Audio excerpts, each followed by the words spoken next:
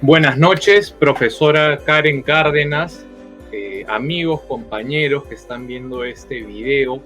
Yo soy el alumno Mateo Luizaga y el día de hoy estoy haciendo la exposición de nuestro curso en el examen final de Psicología en los Deportes para el aula NRC 1594.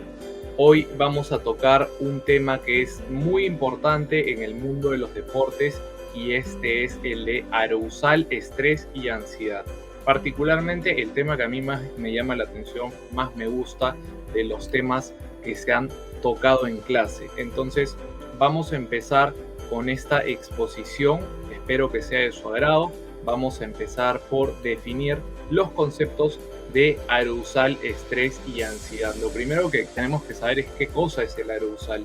El arousal es, según Gould y Kane, que lo dijeron en 1992, es una activación general fisiológica y psicológica del organismo, ¿no? Entonces, ¿qué quiere decir esto? Suena un poco a chino. Bueno, lo que quiere decir es que es una activación en nuestro ser que puede ir de dos extremos, ¿no? Desde un sueño profundo, como lo podría ser de repente un coma, un estado de coma, que ahí sería una falta de arousal, como puede ser una arousal máxima, que es llegar hasta una excitación intensa, lo que puede ser una situación de frenesí en el ser humano. Y si lo queremos ver en el ámbito de los deportes, podríamos hacer el ejemplo, tal vez, de José Paolo Guerrero González, el capitán de la selección peruana, el goleador histórico de la selección peruana, que tuvo algunos episodios en los cuales se dejó llevar por el máximo arousal, ¿no? Por un estado de frenesí.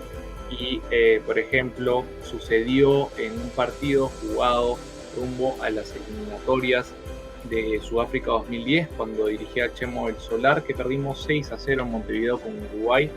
Esperemos que esta vez no pase lo mismo. Y Guerrero se fue expulsado por decirle unos insultos al árbitro, ¿no? Luego, más adelante, ya él reconoció que estaba acelerado, que su nivel de respiración se había acelerado, está en un estado de frenesí, como ya dijimos, y por eso reaccionó de esa mala manera, ¿no? Profiriendo insultos, totalmente descontrolado, y lo expulsaron. Otro ejemplo también podría ser otra situación que sucedió con él una vez que estaban perdiendo un partido con Hamburgo. Él juega en Hamburgo, mejor dicho, en la Bundesliga, estaban perdiendo un partido por goleada, ya estaba perdido ese partido, y se fue contra en ese entonces joven portero Sven Ulreich, que ahora ha tapado hasta hace poco, o sigue tapando en el Bayern Múnich como suplente. En ese tiempo estaba en otro equipo y le hizo una falta muy artera que pudo incluso haberlo lesionado de gravedad, atentado contra su integridad. Son episodios en los cuales con un arousal al máximo a veces la persona no se controla, ¿no? Sucede bastante.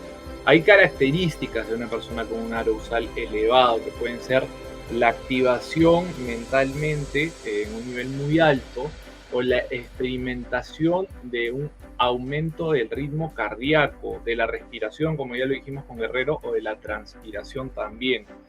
Vamos a ver también qué cosa es la ansiedad. Vamos a evaluar qué cosa es la ansiedad aquí en este video. Y claro, la ansiedad es un estado en el cual emocionalmente tienes un negativismo, ¿no? Unas sensaciones negativas, de nerviosismo, de preocupaciones, sientes un poco de desagrado contra algunas cosas y está muy relacionado también con el arousal. Ahora, hay que rescatar que la ansiedad muchas veces también nos lleva a pensar cosas que podrían ser no tan reales o alejados de lo que es más concreto, más cercano a un peligro real, ¿no? Cuando objetivamente tú tienes miedo de algo que puede suceder y si lo ves con cabeza fría, no necesariamente es así, ¿no? Más que nada es el miedo a lo que podría suceder que a lo que eventualmente termina pasando. Eso sucede a muchas personas. Por ejemplo, hay una situación que en la cual podemos caracterizar esto, que sería lo que sucedió con Roberto Baggio, el delantero italiano, uno de los mejores delanteros del fútbol italiano, que pasó por la Juventus, que pasó por el Inter, por el Milan, y en el Mundial de Estados Unidos 1994, él iba a patear el penal decisivo. De hecho, iban 4-4 en ese momento, ¿no? Iban 5-4. Entonces, si él fallaba, todo se acababa y Brasil salía campeón del mundo por cuarta vez en su historia. Y así fue. Luego él dijo que fue mucha la ansiedad que él sintió porque, y cito, él dice, sabía dónde iba a lanzar, pero pesaba en mí la responsabilidad de anotarlo para seguir con opciones. La ansiedad me ganó, son cosas del fútbol. Es algo que muchas veces sucede, es cierto. Ahora hay dos componentes de la ansiedad, la cognitiva y la somática. La cognitiva está en el pensamiento, como lo dice su nombre, ¿no? Cuando te sientes preocupado, cuando sientes aprensión, ¿no? Todo lo que sucede aquí. Y luego la somática, que ya es el tema fisiológico. Físicamente, lo que repercute en tu cuerpo, ¿no? Una activación física que puede ser que te pongas muy tenso de repente, puedes sentirte muy tenso físicamente, puedes paralizarte por un momento, se te puede acelerar la respiración. Son características más fisiológicas, somáticas de la ansiedad. Y un ejemplo claro sería el de Roger Federer en la final de Wimbledon 2019 con Novak Djokovic, en el cual tuvo hasta 3 match points, pero debido a la ansiedad no los logró hacer y terminó perdiendo por errores no forzados, ¿no?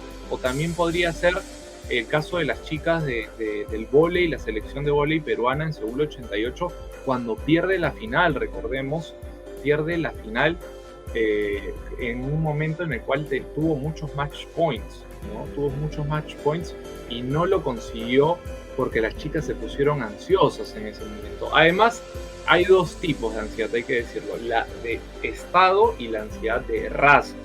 La ansiedad de estado sería algo, un estado emocional, ¿no? Que cómo se caracteriza.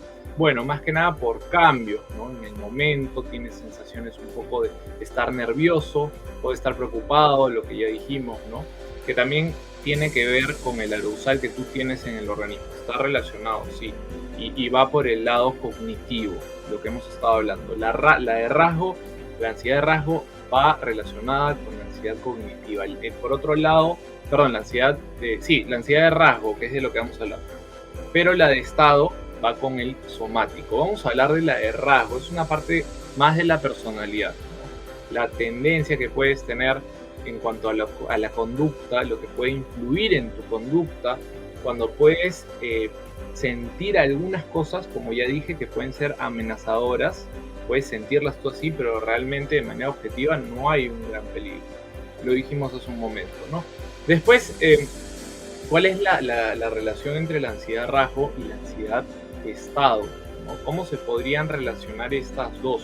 Bueno, los que tienen el tema de la ansiedad rasgo que está muy alto pueden experimentar esta ansiedad en situaciones de competencia, ¿no? Como competencia deportiva, que es el tema que nos compete a nosotros en este curso relacionado a la psicología. Además, el conocimiento de esta ansiedad rasgo ayuda a que puedas por ahí predecir cómo se va a comportar el sujeto del cual podamos estar hablando en cuestión, ¿no?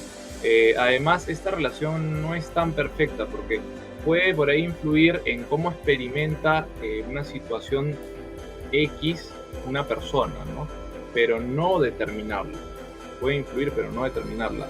Otra cosa es que los individuos que tienen niveles muy altos de ansiedad rasgo aprenden por ahí estrategias para afrontar esto y ayudarles a reducir el estado de ansiedad. Vamos a poner un ejemplo. Lo que sucedió con la selección peruana cuando iba a intentar clasificar al Mundial de Rusia. Ya saben, el partido de repechaje con Nueva Zelanda, el de vuelta en Lima, el defensor Alberto Rodríguez, por ejemplo, dijo que en ese momento estaban muy tensos y erraban jugadas que normalmente las meterían casi tranquilos por la presión de tener que ir al Mundial, pero eso bajó cuando llegó el gol de Farfán. Se sintieron más cómodos y sintieron que ya el juego se daba a su favor, ¿no? Un gran ejemplo, creo yo, de cómo la ansiedad muchas veces puede hacer que te limites en las capacidades que tú tienes para llegar a explotar tu potencial, ¿no? Bueno, vamos a seguir hablando ahora del estrés. ¿Qué cosa es el estrés? Esto es un proceso, una secuencia de eventos que te llevan a un fin, ¿no? A un fin concreto.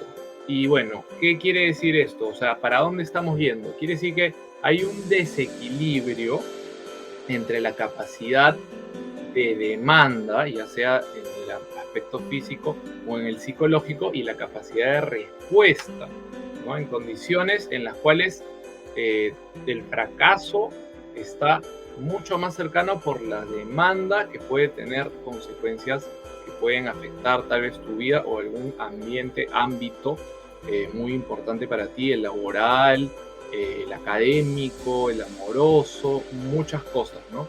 Muchos aspectos que pueda afrontar. Entonces, es cuando sucede este desequilibrio, en otras palabras, en el cual tú sientes que externa o internamente te están pidiendo mucho, ¿no? O sea, tú mismo de repente te estás exigiendo demasiado, o de repente te está exigiendo mucho tu jefe, o de repente te está exigiendo mucho el profesor, o tu esposa, o quien tú quieras.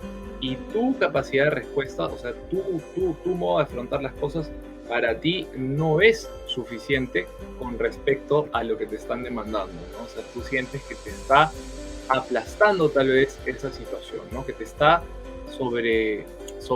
se está sobreponiendo sobre tus capacidades. Bueno, el estrés también tiene 4 fases, 4 que son interrelacionadas. Por ejemplo, como ya lo dije, la demanda medioambiental, donde tú estás, ¿no? El entorno que te rodea.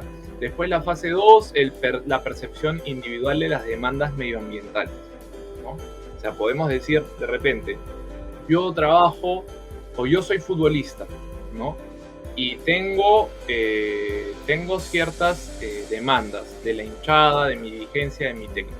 Eso es una cosa, y objetivamente desde fuera se puede ver de una manera. Pero la fase 2, ¿cómo tú lo percibes? ¿No? Si tú sientes que de repente el técnico va a ser muy duro contigo, ¿no? O está siendo muy duro contigo porque no te pone de titular cuando tú te esfuerzas al máximo y te estresas por eso. Sientes que no puedes llegar a dar más. Tal vez viene la respuesta de estrés, la fase 3, ¿no? Y luego vendrían las consecuencias en la conducta, consecuencias conductuales en la fase 4, la manera en la cual ya tú vas a reaccionar, cómo vas a responder, ¿no? El técnico no me está poniendo, llega mi estrés y ¿sabes qué? Baja mi rendimiento porque estoy súper estresado. Siento que, por ejemplo, si yo soy arquero, que cada pelota que por ahí deje pasar, un gol que me comí o una pelota que pude hacer más para taparla, el técnico me va a sentar, ¿no? Ahí ya se da la consecuencia conductual, que tú bajas tu rendimiento a causa de eso, ¿no? Empiezas a dejar de esforzarte tanto, cosas así, y empiezas de repente a decaer en la exigencia misma que tú te podías poner antes. Bueno, un ejemplo podría ser lo que sucedió con Leao Butrón, arquero de Alianza Lima, que dijo que el plantel aliancista, el plantel íntimo, tenía mucho estrés porque no eran campeones desde el 2006, recordemos.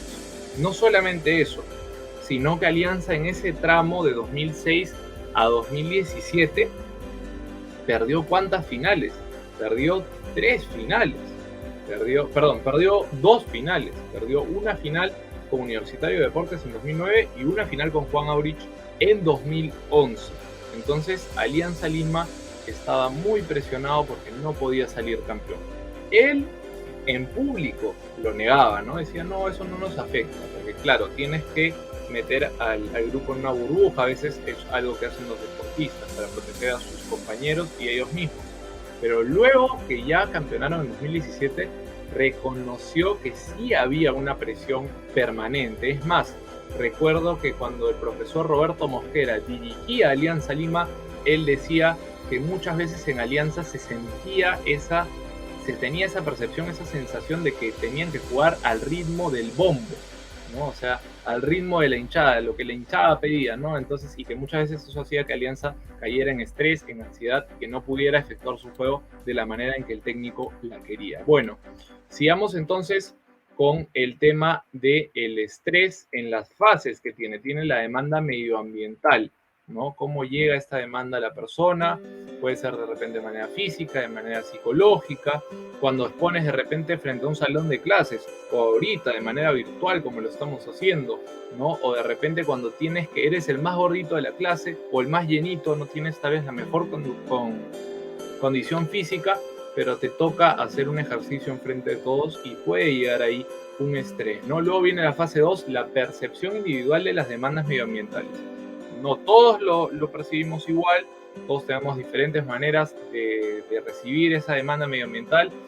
Se puede dar el desequilibrio que estábamos mencionando que causa el estrés entre tu capacidad para satisfacer la demanda y la demanda en sí, y el nivel de ansiedad, que luego viene el nivel de ansiedad rasgo, influye también en cómo tú sientes esas demandas. Luego va a venir la fase 3, que es la respuesta del estrés. La respuesta del estrés es, ya lo dije, si hay un desequilibrio entre la capacidad y la misma demanda, ¿no? Te puedes sentir amenazado, ¿no? Puedes aumentar entonces tu nivel de ansiedad estado, que eso puede afectar mucho a la persona, caer en un estado cognitivo de ansiedad, en el cual también te preocupas, está relacionado, ¿no? El estrés con la ansiedad, el tema de la activación fisiológica, los cambios en la concentración, la tensión muscular, que es un ejemplo que ya dimos, ¿no? O de repente la aceleración, en la ansiedad, la aceleración de la respiración, ¿no?